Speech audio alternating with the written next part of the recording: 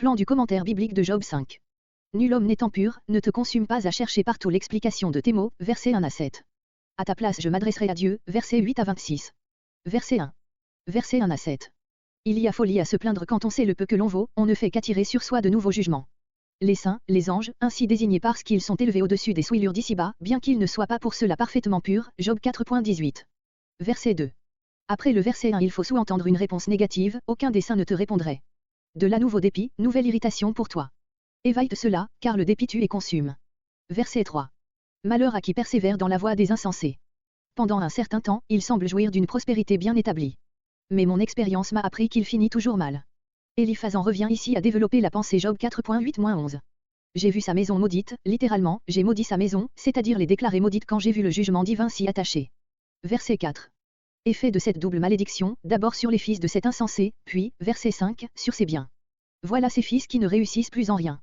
On les foule au tribunal, littéralement, on les écrase à la porte, c'est-à-dire que dans le lieu où l'on rend la justice ils sont à la merci du premier venu. La porte de la ville était souvent la seule place assez grande pour une réunion publique. C'est là que se traitaient les affaires, Genèse 19.1, note, Ruth 4.4, Psaume 127.5. Verset 5. Un affamé, le premier mendiant venu. Plus de propriétaires. Entre les épines. Les haies d'épines protègent mal les champs de l'insensé qui vient de mourir. Et le filet guette ses biens, littéralement, et le filet aspire à leurs biens, aux biens qui devraient passer à ses enfants.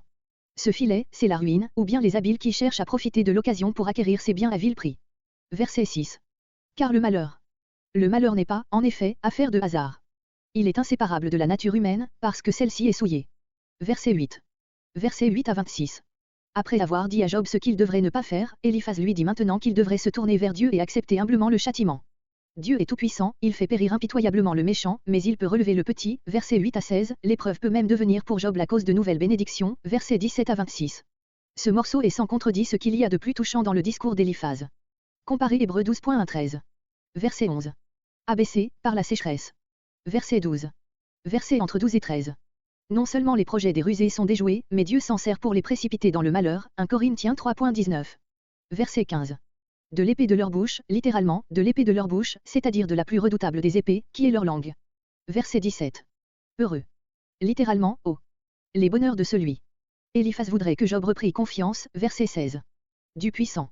Voir Genèse 17.1, note. Verset 23.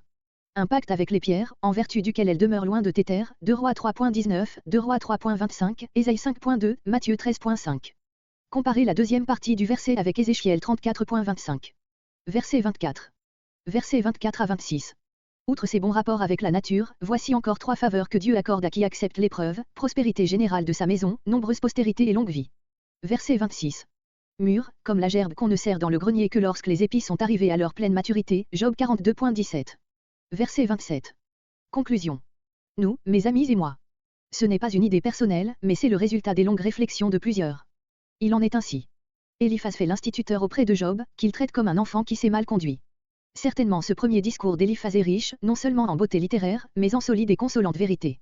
Souvent, dans la suite du débat, ces deux amis et Eliphaz lui-même reviendront aux grands principes posés dans ces deux chapitres, tout homme est pécheur, tout homme doit souffrir, l'insensé seul périt, pour le coupable qui s'humilie, il y a une heureuse issue.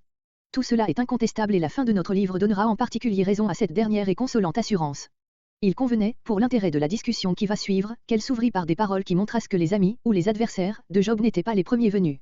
Toutefois Eliphaz a de grands torts, il en reste à des vérités générales et ne s'occupe pas assez du cas qu'il a sous les yeux, il manque de compassion et ne semble pas se douter de la profondeur de l'abîme où Dieu a précipité l'un de ses plus fidèles adorateurs, il lui lance l'épithète d'insensé et lui dit d'espérer, alors qu'à vue humaine il n'y a aucun espoir, enfin on sent dans le discours d'Eliphaz des réticences, il aurait encore à dire des choses qu'il trouve bon de garder pour lui.